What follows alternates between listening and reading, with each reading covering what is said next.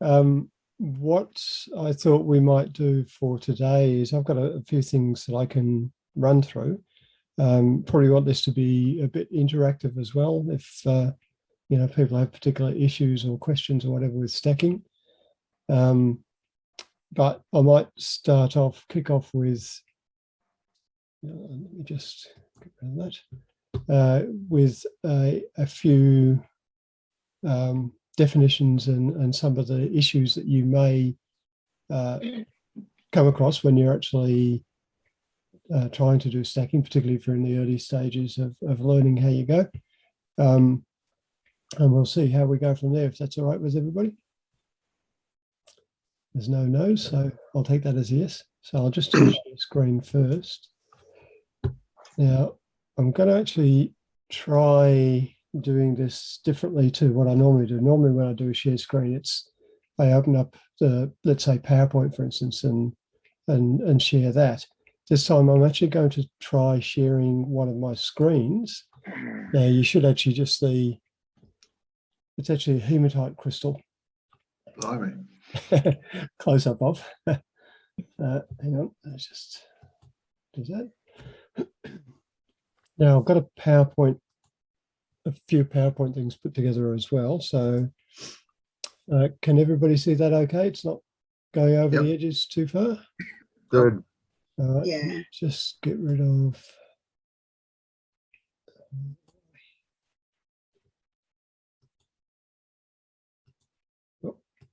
Just getting rid of the presenter view so I can actually see my other screen. Okay. It doesn't matter whether you're using Zarine, Stacker, or Helicon Focus. They both have two different options for stacking. And it's a depth map, DMAP, and PMAX, which is a pyramid method. And depending on your setup, depending on what the subject is that you're trying to stack, depending on lots of things, lighting and other things, you may find that one is better than another. And you also may find that even between... Mate. Yeah, will do. Okay, then. Thank you. Bye. Even between doing one specimen and another, you might find that you need to use a different one or a combination of the two. So basically, this is out of Zarine Stacker, which is what I used to use, and I'll explain in a minute why I no longer use it. But it describes the PMAX and the DMAP quite well and tells you what each one is really good at. So if you're into photographing insects, for instance, and they've got lots of hairs, then PMAX is generally a better one, because if you've got hairs that cross over one another, it's better at picking up the detail for things like that. And a similar thing from a mineral perspective, if you've got naturalite needles or something, then you might find that PMAX is better for some of those. But for the most part, I find that the depth map is the better one for me personally to use, although I do tend to quite often run both and use elements of both in the end result. So just put that up first, just so people can see what the definitions are. Now these particular images I've got in this PowerPoint deck are old ones that when I used to use Zarine, but a lot of the things are similar for Helicon, certainly from principles perspective. Now you'll get different types of issues that you might come across.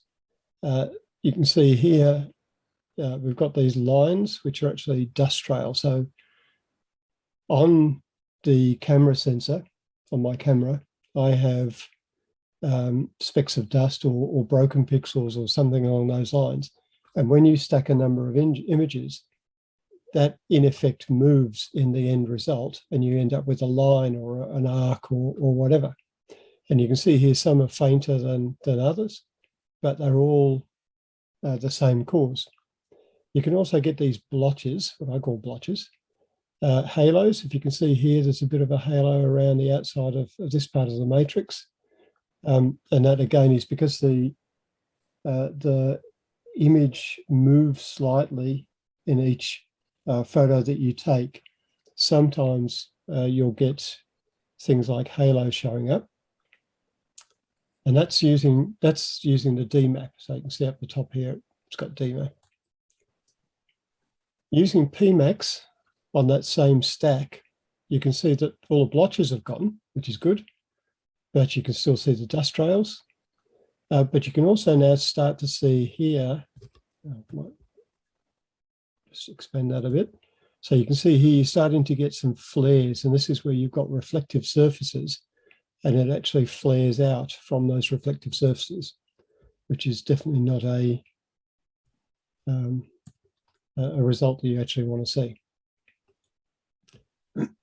There's something else that you also get are things called swirls, and this here is an area where it tends to, because you've got overlapping crystals, again with the movement of the images, sometimes you get these sort of wavy lines appearing where one crystal is slightly over another in some of the images. And there you can very clearly see that halo again. And that is again using the DMAP. And the same thing with the PMAX, and this is something where you can very clearly see the flares that are now popping up on the edges of the bright reflective part of the crystals.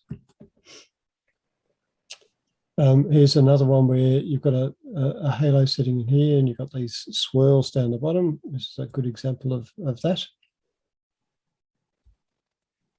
Some of these might not look much until you actually go in with more magnification. And again, you're getting flares there. And close up here of the blotches, the halo, you can see there, that line, sort of a shadow there is the halo. I tend to be a bit picky with some of mine as well. Some of these things may not be as bad on other photos. And there's a good example of the swirls. And again, with the flares showing up again on the reflective surfaces. Another example of the halo there. That's a bad one. If you look at the Mindat photo of the day each day, quite often you'll see that around the edges of crystals, and it's actually quite easy to get rid of, which is one of the things we'll go through today. And as I said, sometimes I get a bit picky. It's very hard to see, but there's a little line of dust trails just sitting across there. Very, very faint. No, you're really stretching it. Yeah, I know. I know. Sorry. No, that's okay. It's just you know, when you start to get a bit picky with some of them. Now I'm going to mute myself. Okay. Now I've got a couple of other things that I want to show as well. So this is an older photo. Is this working for everybody? Yes. Not yet. Well, Oh, but yeah, there's now, yeah. okay, good. So my new way of sharing is actually working. So again, this is an older image, and it was using Zarine. And you can see down the bottom here and up this left-hand side, you see all these lines. Now that's a Zarine only issue. So again, when the image has shifted slightly with each shot, sometimes, and not always, sometimes it will actually produce these edges, and you've either then got to crop the image or do something else with it to get rid of it. Yeah, I get it in Helicon as well, Steve. I don't, interestingly. Yeah. So do I. Yeah. It's again, I think it depends on your setup, you know, maybe the lens or the way you take the photos, but I actually don't see it at all. I think a specimen movement was causing that. Well, just slight. No, not for me. It's not. It's just it's the different position that the lens sees the crystals. Okay. As you zoom in or zoom out, depending on which way you actually take your photos, the angles that it looks at change. It's to do with the physics of the lens. It's not something that I actually understand all that well, but you sometimes you'll notice, particularly if you've got a deep stack, that you might have an overlapping crystal, and it doesn't overlap when you do your first image, but by the time you get to your last one, it can actually overlap. And that's the way that it actually looks at the specimen. But yeah, I do not get these at all in Helicon. What it does do in Helicon instead is it automatically crops them out. So there may be a setting somewhere, Martin, that maybe removes that. Mine shows them on the as I've gone through the stack. But once you run the stack and put it together, Helicon crops out automatically. Yeah, that's what I'm saying. But in Zareen, it doesn't. In Zareen, Right. that's your end result, is whenever it's done that. It doesn't do it all the time. Combine Z used to do that as well. Yeah, I'm not surprised. I think, Steve, it's actually that your rail is slightly, you're not coming down square. If your camera is actually coming down at an angle, okay, you're actually moving. And I find it with mine that mine's not really locked in very securely. And sometimes I'll bang it, and it can be, as you can see, like that. I get extreme. That's what I call extreme. Yes. Although I've had even worse. But it is a misalignment of your rail, and just checking whether you're coming down dead parallel should actually remove that. So in the case of mine, I've got the right number of business cards under my lens to keep it level. Yeah. with my low-tech version of a rail. I used to see the same thing down the microscope when I was taking photos down the microscope. Yeah. So there may be contribution from misalignment of your rail, but mostly it's to do with the way the size of the image you're taking changes as you move closer in or further away, or increase your magnification or decrease your magnification. So there could be a combination of things, perhaps. Yep. And it's definitely a software artifact, because it just needs to be cropped. Yeah. All right. Now I've just got a couple of other things to show. Just bear with for a second. That's that one. Right. This here. Now this is one of the benefits for me with going with Helicon over Zareen. This is my dust map, and you'll see how we use that in a little while. But you can see, I'll just zoom in a bit.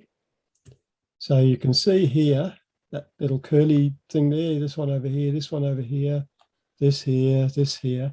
They're all dust on my camera sensor, or damaged pixels, or whatever. And I am able to eliminate those. If I run a stack through Zareen, I will end up with dust trails from every single one of these things. And you probably can't see it on here quite so much. If I zoom in a lot further, you'll see here fainter ones as well. So you can see quite a lot of very small faint ones. They also will create dust trails, and they will look worse on light backgrounds in the photo. So if you've got a light mineral or a white or a colorless one, you'll see those more readily than you will with ones that have got lots of color or contrast. But every single one of those has got the ability to create a dust trail, and we'll see some of those shortly. In Helicon, for the most part, they're eliminated by bringing this dust map into the stack, and I'll show you how you actually do that.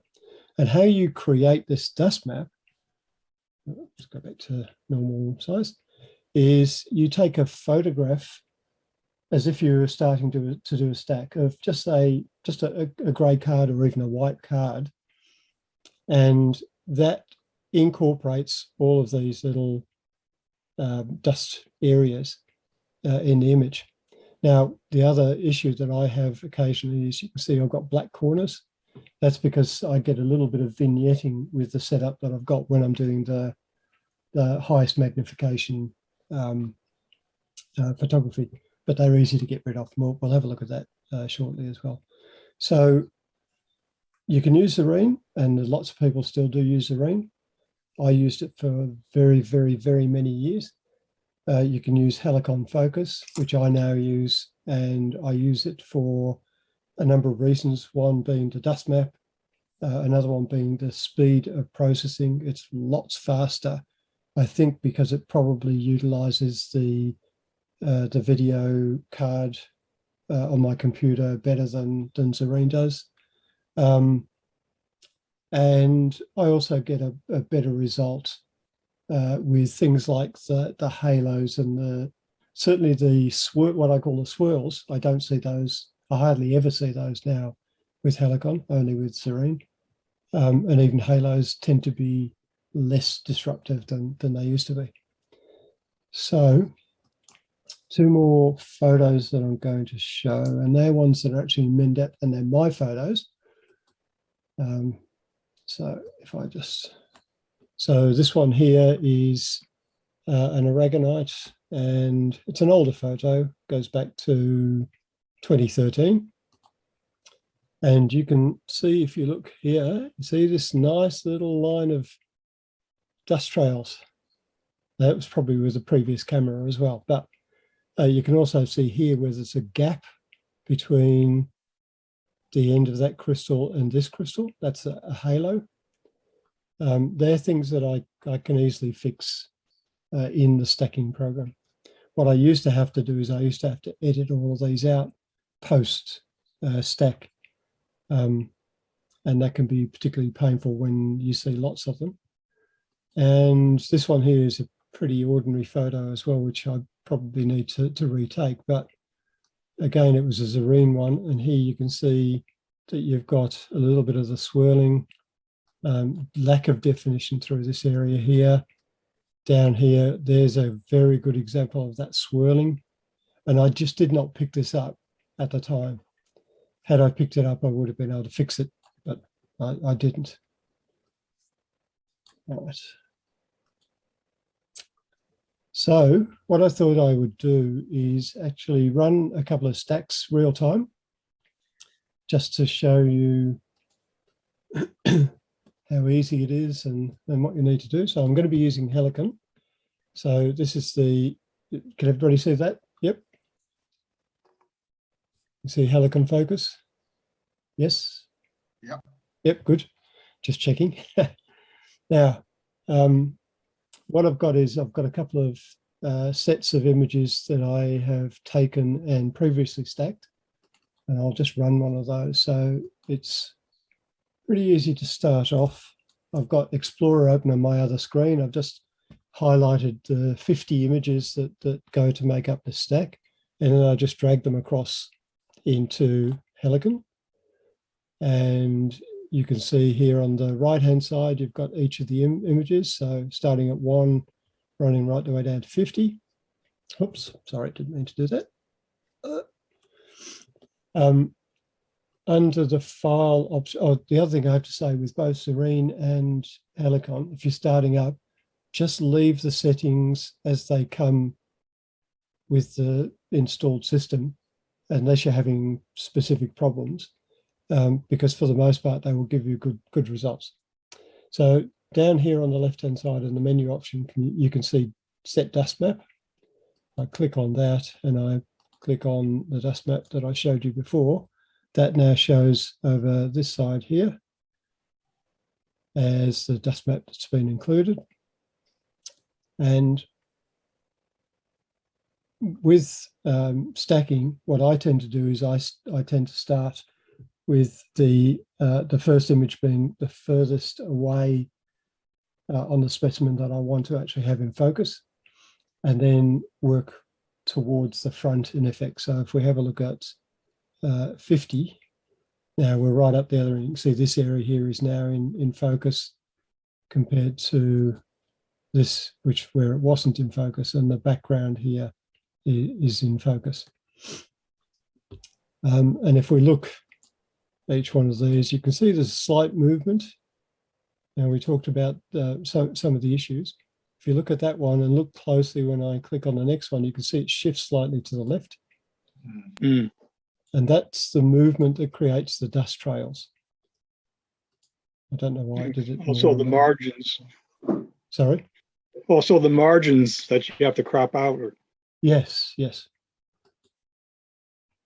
So as I run through the stack, you can see here I'm getting more and more towards the front of the specimen, and there's more things starting to come into focus now. These are all manual stacks as well. So I take each individual photo and move the specimen manually using a micrometer. And I don't have an automated rail. People that have an automated rail, this would happen in no time. But as you can see now, there's more and more stuff that's starting to come into focus. And if you also look closely, you can see here's my little dust thingies. And they're on every single image. Look at this one. Mm-hmm. Look here, and you can still see them. Now, just because I've got the dust map there doesn't stop them from appearing on the individual images, but it incorporates that dust map into the stack itself, and we'll remove those from the equation. Now, down the bottom right-hand side here, we've got 3 different methods in Helicon. The first one, don't worry about. It's just not worth your while. Method B is the depth map, and method C is the pyramid, the Pmax in Zarine terms.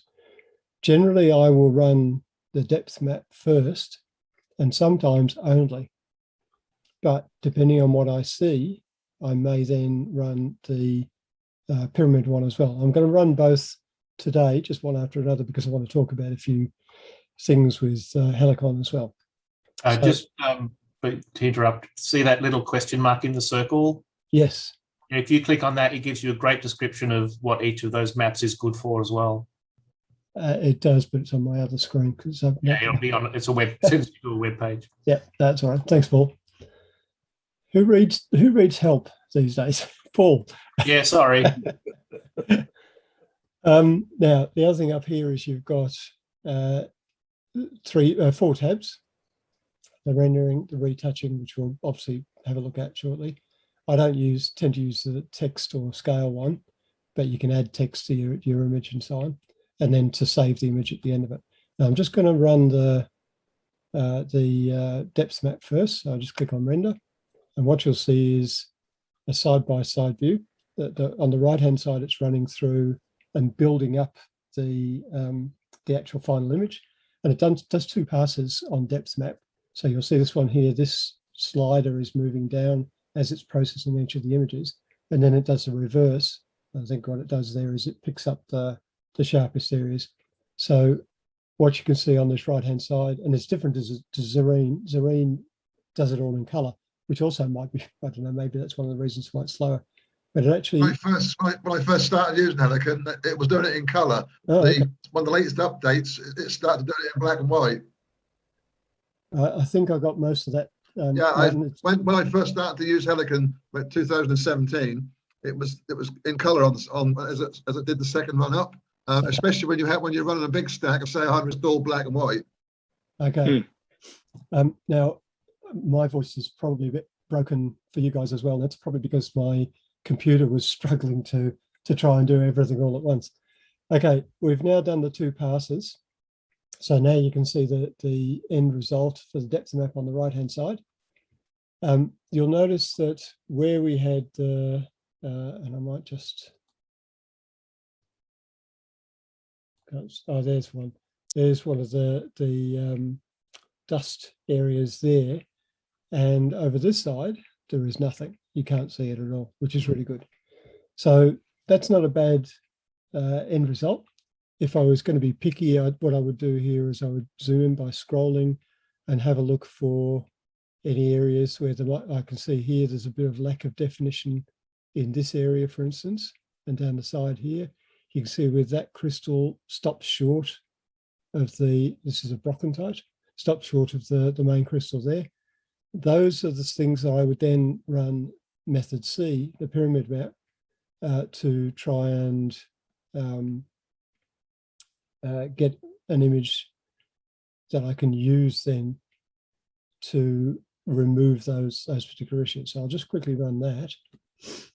This one runs just the 1 pass, so it won't take long.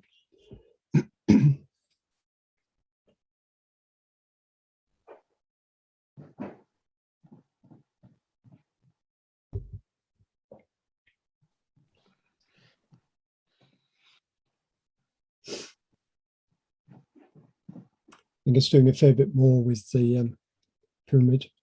It takes a little bit longer to go through. I usually find that if you do one, the other one whizzes through very quickly. Hey, Steve, I have a question.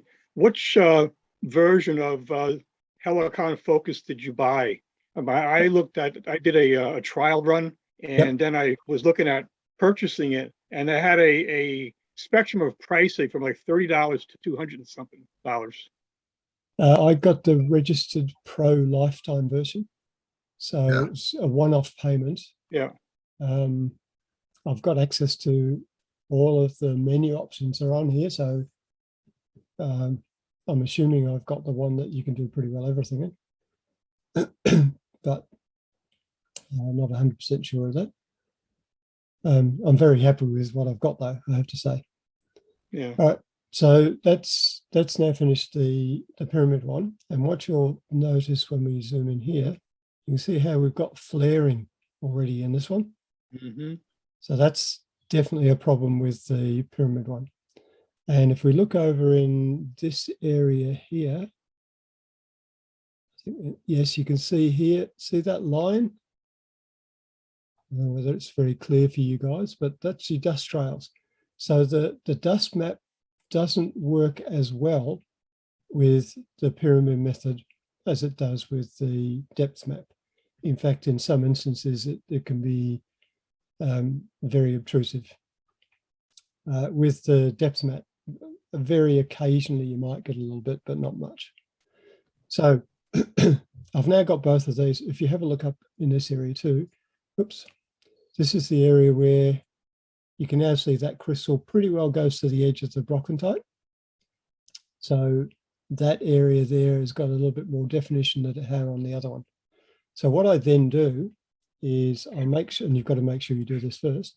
I just click on the one down the left-hand corner there, which is my depth map final one. And when I go to the retouching screen, I can then say, use another output as source. So on the left-hand side, anything that I do here, if I do that, for instance, you can see I now have lost all that definition because it's taken it from this image. Very good. Undo here to get rid of that. But you can use any one of these to modify parts of your final image. And you might have a particular area where, let's say this area here, this corner of, or this edge of this crystal wasn't as sharp as you would like it to be because of something that's happened during the stacking process. You can go to the image that's got the best version, the sharpest edge of that, and you can actually just left click on your mouse and just change it. Now I've just changed it to whatever was on there, which I don't really want to do, but anyway. And if you've got a large stack here, it might actually take you quite a while to find out which one you need. But in Helicon, by actually hovering over that area, you can see there it says image 21. So what it's telling me is that image 21 is the sharpest one that it's found for that particular area. So you can actually, like if I use image 20, let me see, image 42, which is this sort of gray area over here. And we look at, oops, 42. You can see there, if I then do that, I can wipe out stuff, which again, I don't want to do. Now, where this gets to be of most benefit is when you bring in this other output. And if I click on that M equals C, that's actually this PMAX or pyramid image that I built down here as the C4. And now you get that one side by side. So if I now click on that, if I now have a look in here, and probably being a little bit picky again, but where we've got that gap in the crystal moving towards the brockentite, you can see here it's good on this side. As you can see now, when I hover over it, I hope you can see that, it actually fills it in. So if I click on that area, I now have that part of the image on the left incorporated on the right. And if you've got an area of lack of definition, like around this crystal here, as I click and hold, you'll see that bits of the other image will start to fill in. Just move it across a bit. And I can get quite nice clean edges. It's really useful. I mentioned I am glad I came along to this talk. Also, if you've zoomed in like that and you want to actually move around, if you right click, you can just drag the image. So you've got bars as well. But because I've got the vignetting, I'm sorry about that. Zooming in and out. I actually want to remove that. This is where I'll introduce the cloning. So at the moment, we're still in the retouching menu option here, or tab here. And over on the right-hand side, you can see we've got these three buttons. The second one of those is the cloning button. So this one here is copying, which we did just before. This one's the cloning. If I click on clone, now I need to make sure it defaults, unfortunately, to paint with pattern, which I don't want to do. So for instance, if I started painting around here, it could do stupid things. I need to have clone area and click on new area. I generally, for these corners, use brush size of 40. And if I then left click, I can then just paint over that corner and do new area. That. And that. And I've got rid of the vignetting around those corners. See when I hover over it, it still will show it there, but it's gone. This one I don't need to worry about, obviously, because it's buried in a black area. Now, where this is going to benefit Richard in particular is when we had areas like around, let me just go back to this one for a sec. When we had the areas around here that I was able to pick up from the pyramid image, sometimes you can't, because the pyramid image doesn't give you enough of that detail, particularly if you've got a fair bit of overlap between crystals. And that's where you need to then start to think about using the clone instead. And you would generally have to drop that down to, I might just do it down to 20 at the moment. So for instance, if this area here was just no definition at all, which I might pick a different part of it. Let's see. Well, actually, this area here doesn't have a lot of definition. Now, you can call this cheating if you like. I don't think it is. But if I want to have I want to break up that bland grey area, if I click on that area like that, and then click on any other part of the image, I might just do that, for instance, I can bring in a bit of detail from over here, which you're not going to really notice. But what it does is it gets rid of that blank edge that particularly if you've got a high contrast image can look like you've got just a big grey halo sitting around the crystals. Isn't it just on the pro version, or is it on the light version? I've only got the light version on mine. I don't know, Martin. I'll need to check that one out, because it's certainly worth having. Yeah, I'm beginning to think that. Even with me being overly picky, perhaps, but well, no, there's lots of good things in there. I can't do. I need to do it in Photoshop to get rid of some of the other bits and pieces. But well, that's what I generally don't have to do now. Yeah, I do very little. That might just be cropping or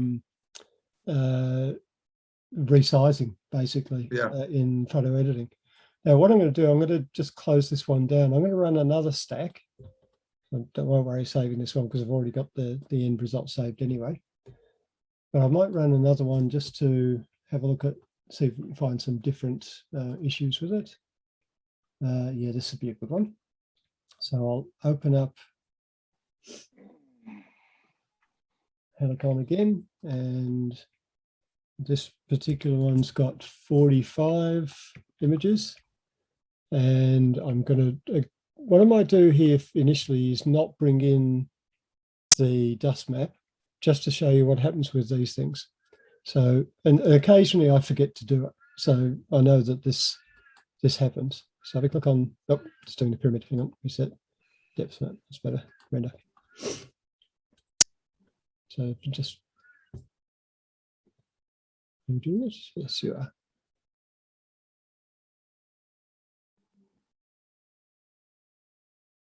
So a bit of progress over on the left-hand side. Just doesn't look like it's moving here, which is unusual. Hang on, I'm slow. No, I know what it's doing. I'm just going to close this and restart it. It's because I started the PMAX, the pyramid one. It was doing it in the background, which is not going to be useful. We've got chat. Okay, so depth map. So I've got it on the one I want and render. That's better. That's the other thing is if I do run it like this without bringing in the dust map, I haven't lost a lot of time either. Whereas with Zareen, if it was Zareen, it would be 3 times as slow as this. So Steve, when you say you make a dust map, is it just one photograph? Yep. And it automatically, that's it? And anything that you have to create, you say you create a dust map. Yep. So it's just taking that photo and that's it. Might just wait until we finish the stack, and I'll just get you to say it again. The computer's been maxed out a bit by the stacking. So sorry, so ask the question again. So when you say that you create a dust map, is that Yep. just creating one photograph that you are adding to your stack? It's nothing more technical than that? No, that's correct. I have two different ones because I may, from time to time, use a different camera. One of those cameras is a crop sensor, so it's a smaller CCD. And so what I end up doing is, if I use the wrong one, it will tell me that it's the wrong size. But for the most part, most of my photos are taken with one camera, and I only use that one image. I may need to retake it at some point if I've been changing lenses and whatever, and I've maybe introduced a bit more dust because it'll be slightly different. But that particular one that I showed you before is the only one that I've been using for the last 12 months or so. Yeah, Steve. Yes. Sorry, I think Christina means, do you take just one picture or do you have to take a stack to create the trails? Oh, no, just one. No. Just it's one not picture? It's not looking for trails. If you have a look you have a look at the image I've got now, you see how we've got a dust trail here. Oops. And we've got a dust trail here, and we've got another dust trail here, and we've probably got others buried in the other parts of the photo as well. If you look over here, you see that little dot there. It doesn't matter if you're looking at that image, which is number 1, or number 3. Okay. It's in the same place on the image because it's not going to change, and that's why it creates a dust trail. Each shot is slightly different position. And Right, okay, I've got the wrong end of the stick on that one. No. Is the colour of the dust map critical? For me, it's critical because I have so many bits of dust on my camera. I mean, you can use any sort of black or any other sort of colour if you want. Rather, has it got to be a light colour or a grey or? They do suggest a light colour, but just a business card will do because it'll grey it out anyway. It's not going to be stark white. And if you change the exposure on your camera, you can actually get it slightly grayer. So the one I've got, which this one here, you can see is quite dark. Yeah. And that's because I reduced the exposure. Right. And I did try it with different exposures, but that's the one I found is the best. Okay. But for me, that and the speed of operation are the two biggest things why I would recommend Helicon over Zarine these days. You can Thank see you. here this. In the past, I would have had to have edited out all of these, which is really, really painful. Mm. Okay, so you don't need me to run it and show you that they've gone. No, No. I've got one more. fascinating. Oh, we might have a look at this one as well, just see if there's anything different here. So just reopen this again. This is a nice little erythrite. This one I will bring in the dust map. And this would be, it's fine. And oops. Yeah, oh, that was a bit stupid. I picked one instead of the whole lot. So select all. That's better, 35. So it doesn't like doing stacks of one, clearly. Go figure.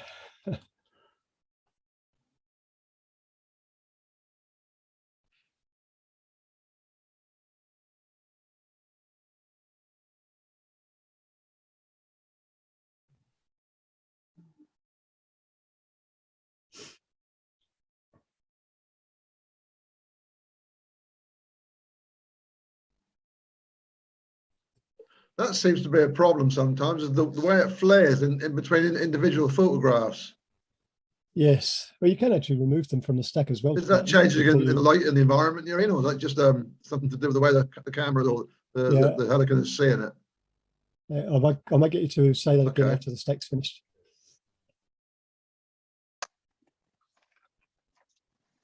Okay, go for it.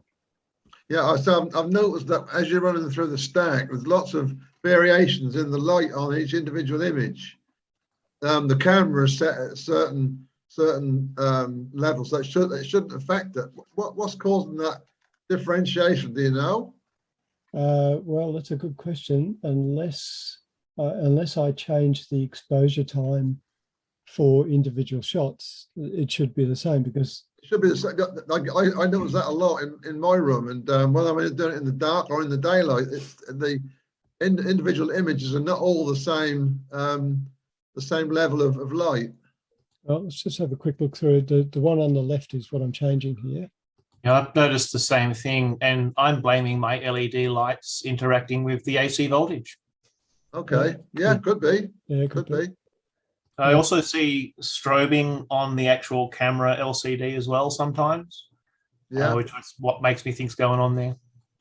Yeah, I'm just looking at these now. I'm actually pretty pleased with what I'm seeing here. I don't see. You know, I just noticed that that they changed quite a lot in some of the pictures. Yeah, it doesn't appear to be. No, can't see it there, can you? No, so they look okay. But I mean, it's the end result that counts anyway. Oh yeah. So on this one, I'm pretty happy with that. Just looking at, obviously I would fix the vignetting, even the slight vignetting on the corners. But if I then just go to the retouching screen, what I generally do here is, if you click on the magnifier, you get this little thumbnail, and then scrolling increases the magnification. And I normally go up to about that sort of size, and I just go through and have a look at each area in turn, looking for things like this here. You can see where there's an area that is a little bit darker, closer to the edge. That's a halo. So for this particular one, I would say I would want to go back to do a pyramid as well. And yes, I may be a bit picky on this, but I'm trying to get it as close as possible. So I'll just run this quickly. Or quickly-ish.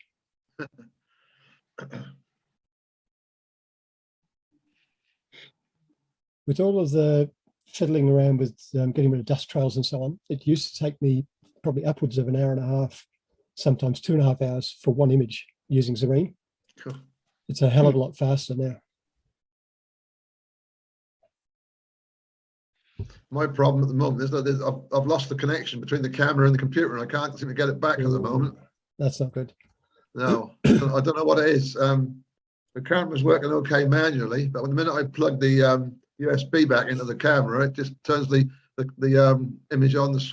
Well, there's no image on the screen anyway. It just turns it off. It may well be that I haven't got the live view screen back in it not yet.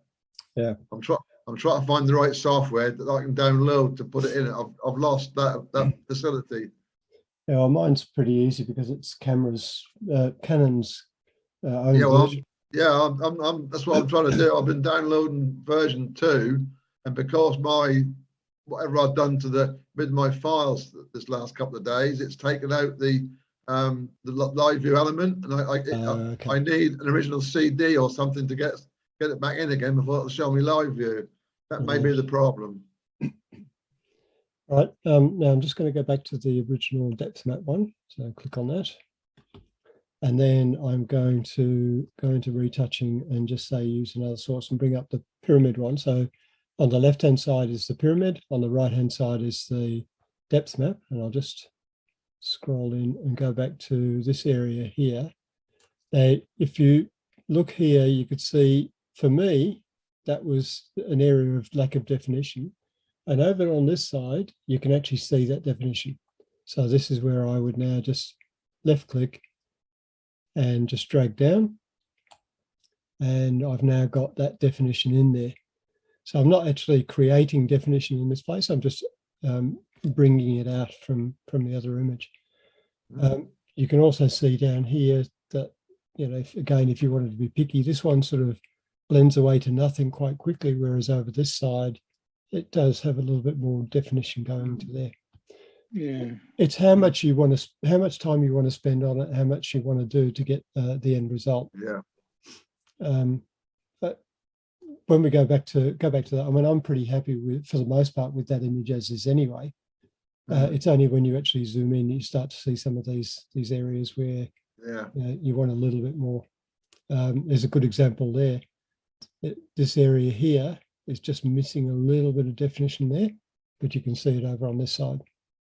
Now, I wouldn't have used this one as my primary one, mainly because of the issue with dust trails, because you still tend to get it, and also flaring on some. This one doesn't have any flaring to speak of, maybe a little bit here, but not much.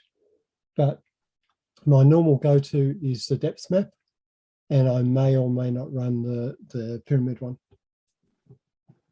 Right, I'll just close that and I'll stop sharing. Excellent. Any questions? That was very good, that. That was very good. Learned a lot there tonight. Very good. Yeah, Richard, you're going to have a cloning, aren't you?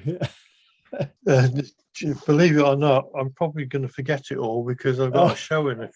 I've got 2 shows in the next 2 weekends and not much time to do any photos, but I'll try and do one tonight. This is recording anyway, so with a bit of luck on YouTube, you can always go back and watch it. So did people get benefit from my experiences? Definitely. Oh yeah, certainly. Yeah, brilliant. I've noticed with mine that the more the bigger the stack, the slower the process is. If I do a 50, it'll do it in a matter of seconds. But if I do 100, it'll take a couple of minutes to run it. Now on my computer, which might be faster than yours, I don't know, it doesn't make much difference.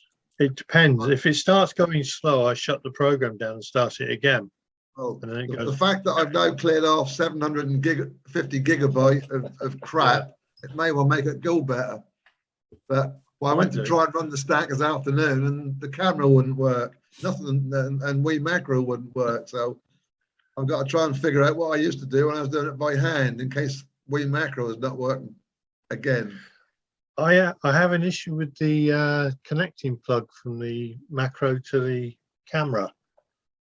Well, Sometimes it decides it doesn't want to work, so you usually have to unplug it and plug it back in. Yeah, again. that's been happening to me for quite some time now. But today I've now done it, and when I take the picture, I set it to run and just go click click. instead of going clunk, it goes click, click on the box and doesn't take the image. Yeah. And if that doesn't work, I just shut the whole thing down and start again. Yeah. And it usually sorts it out. I need to get a picture back first before I can do that, though. I was pretty impressed by how fast it was processing through your images there, Steve. And then I realized I'm using RAW and you're using JPEGs. Oh, right. Yes. Oh, good grief. Slow, Yeah. But they are quite large. They're large JPEGs. they're pretty good. Hang on, let me just. I hope your secretary's taking notes there, Paul. Oh yeah. So that's the other thing. The main problem I've got with my photo stacking at the moment is I need to somehow cat-proof the mineral area. The members of the family like to play with small rocks and knock them around the room. You need a cat map. Need a cat map. Each of the images is around 10 megabytes. So Great. even JPEGs. Right. So they're a fair size. When you've got Yeah. 100 images of 10 meg each. See what I have to put up.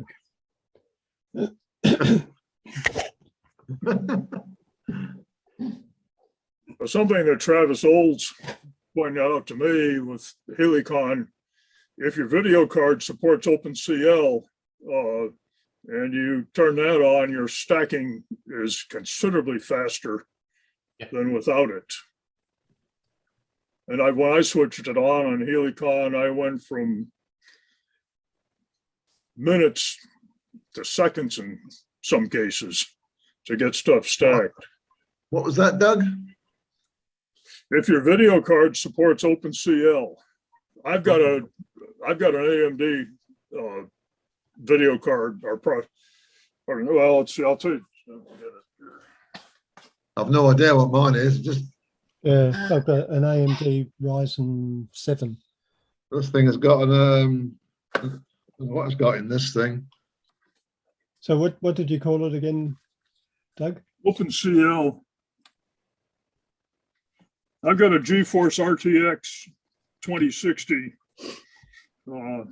Super Venta card, and it's got 8 gigabytes of video RAM on it. And Travis Olds is the one that pointed out to me that in turning on OpenCL makes a real difference in stacking speeds. I think the Helicon may have picked that up automatically. The setting is under Edit, Preferences, and then Performance. Yeah. And you just select the video card from the drop down. But I think I'm pretty lucky. My computer that I use is actually built for video games, so it's got a pretty good video card to start with. Yes. Yeah, so is mine. But if there's any way of improving it, I'm always open to that as well. So I believe not all video cards will support that. So I thought I was heading for the scrapyard with this laptop, so I might still be doing it yet, but we'll see what happens next.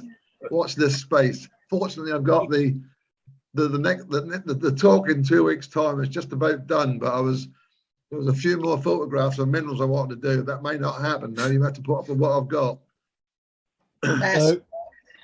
So Paul, I've got a drop down under OpenCL where it says mine set to no OpenCL acceleration, but I've got an option for AMD accelerated parallel processing.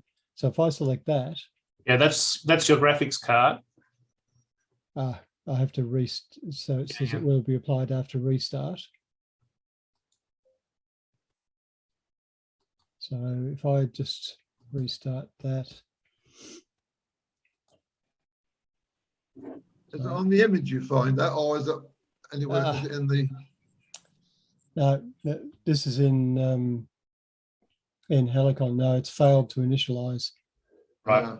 So it won't work for me by the looks of it. So I'll have to change it back.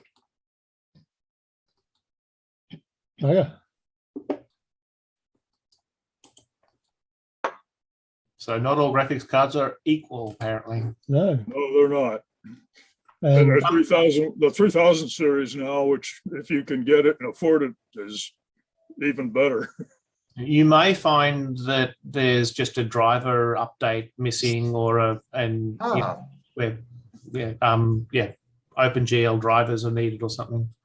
I've got OpenCL, no OpenCL acceleration, or Intel R, OpenCL, Intel R, HD graphics 620.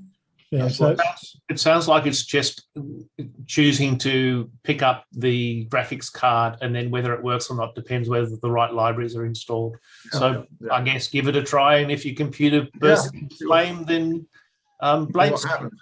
Yeah, see what happens. Yeah. well, what happened for me, Martin, is when I reopened Helicon, it just gave me an error message. So I just had to go back and reset it back to no ACL. It's a pity, but there you go. Steve, have you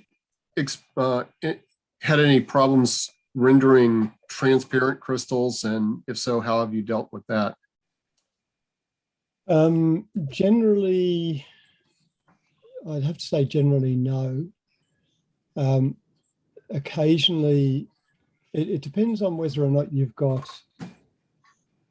the interior crystals that you want to show in your final image, or the external faces, because you might have let's say a quartz crystal, for instance. It's got some interesting rainbows and things like that inside, but on the outside surface, it's got textures that by the time you finish the stack, you don't actually see the rainbow. You can actually bring components of that back in using retouching by bringing up the relevant part of it, but you've got to be quite careful you don't destroy the whole look of it. Well, I mean, you can always undo it anyway, but you can grab elements of just small parts of individual stacked images, or images from the stack, I should say. You remember before, and I have to apologize, Mike, you came in at the end of the session, not at the beginning, so you'll have to watch the video.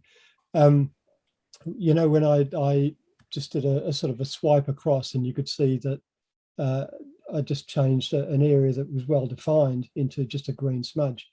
Now that was because that was the image that I was using on the left-hand side of the screen as my source for retouching.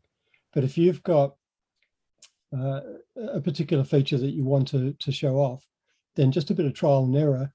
Go to have on the left-hand side, have whatever image shows that, or it could be images, shows that best, and then see what happens when you actually try and incorporate it in.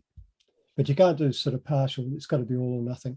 I did a stack recently of Morella quartz with euhedral negative crystals in it, and found the same thing, that when I did the full stack, I got the surface features hiding the internal features that I was trying to demonstrate. And if you have a look at in Helicon Focus at the on the right hand side, all the images, each of them has a little tick next to it. If you deselect that tick, it won't include those images in the stack.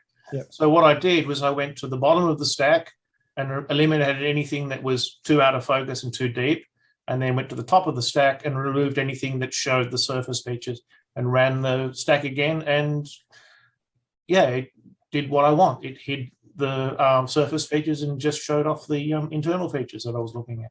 Yeah, the only thing you've got to be careful of there is if you have the whole crystal in view, you also could lose your edges by doing that. Oh yes, yeah, So you've got to make a selection. Yeah, but it's trial and error, and if it doesn't take long to rerun it, and for me, even without the OpenCL improvement, it still doesn't take that long to actually run a stack. And you know, if you're not, I did one last night, about 75 images, I think, and ran it through, and it was just a really crap result, and it was because I was probably using too high a magnification for the specimen, and half of the specimen ended up going over the main crystal, or part way over, and so I just deleted it. You just start again. Very good. All right, anything else? Everybody wants to go and try now, don't they? I think it's Opportunity worth, would be a fine thing. It sounds worse than learning to drive. No. Martin knows about my driving. Well, no, you're all right. You're okay. Well, I don't have a left and right, do I? Bit of loner. Yeah. No, it's lovely to see the photographs, but yeah. I've actually got a year's supply. Well, Helicon, I joined it for a year, but I still haven't gotten it. I've only got an old a Nikon D70 I might be able to use. So I don't know. We'll see. Yeah, but it's quite a lot to take in. But you all do produce some lovely photographs. I've been running manual stacks with using my 150 Sigma macro reversed. I put it on my rig and I just run it and I just refocus the image a fraction to about 15, 20 shots, and then run that through and you get a really good sharp image. Helicon it doesn't bother about the image going in or coming out on size, it just stacks what it sees. Yeah. And I was just trying to find a picture to show you what I meant. If I can find it again, can I show you one? Yep, sure. All right. Looking, Steve, have you played with adding a scale to photos? The only time that I've done it in the past is I've actually used Rod's, what's it called? Image J? Yeah. Yeah, Image J. So it's not part of the stacking process, it's done after the effect. And it does work well. I just don't do it these days, but yeah, that's about probably about an inch in total length and about 25 shots of scapholite. And when you blow it up, it's not, I don't want to blow up on here, can I? How do you make it? No, you can make, huh? Yeah. Should be able to scroll. You've got a mouse scroll on your mouse. No, it's not working. It's just there's the control. Control and scroll. Control and scroll. No? Oh, worth a try. Nope. No, we're not going to bother with that. Anyway, I'll stop share. That was just it works a treat on bigger bits. I can now do up to about 2.5 to 3 centimeters, or even maybe 2 or 3 inches, by just varying the height of the lens. So it's given me another dimension to photograph bigger pieces. But my other 2 lenses, my main one is the ×4 on the bellows will go between 3 and 8 millimeters field of view, and the Nikon ×10 will go between 1 and 3 millimeters field of view. And I often need a bit more to get more of the matrix in. And using the Sigma, it works a treat. The only problem is it has to go up about 2 foot from the specimen. But it works. So Martin, what I do for that, without having to go 2 feet above, is I've got a 50mm lens. I think it's a Japanese no-name one, and use one small segment off the extension tubes, and so my working distance is like that, and that gives me, probably 1.5 inches maybe. I've got several lenses that I've tried it on, but the Sigma being a macro lens seems to be much better. So I think Richard's got a similar macro lens that he uses for some of his bigger bits, and they come out really well. I think the secret is to get a decent macro lens and then reverse it. It doesn't matter what the size of the macro is, as long as it's got it's a good lens. And it seems what about when? Because the other thing is because I'm in a mineral that's able to be photographed, because presumably some of them will say the crystal you're after is too deep down inside so you've really got to pick your specimen, haven't you? Or is that easier now? Is that better? Create your own depth. Just create your own depth. Yeah, because when people, years ago, people had to really think about what they were going to photograph, didn't they? Because they hadn't got things like Helicon. But by me using macro to run the thing, you can pick the depth you want on it for each image. And that's just so I can go from one micron up to one centimeter if I want in to create depth. If I got a bigger specimen, I'll use maybe 100 microns for each image, and you can get away with it. Or just hand stack it like I did with the other one. Cool. Yeah. Good fun. Good fun. It is good fun. All right. That's too short. Yeah. Yeah. Same here, Val. If there's no more questions, I might finish up for today. I've got a 5-hour round trip today, so I've got to go and prepare for that.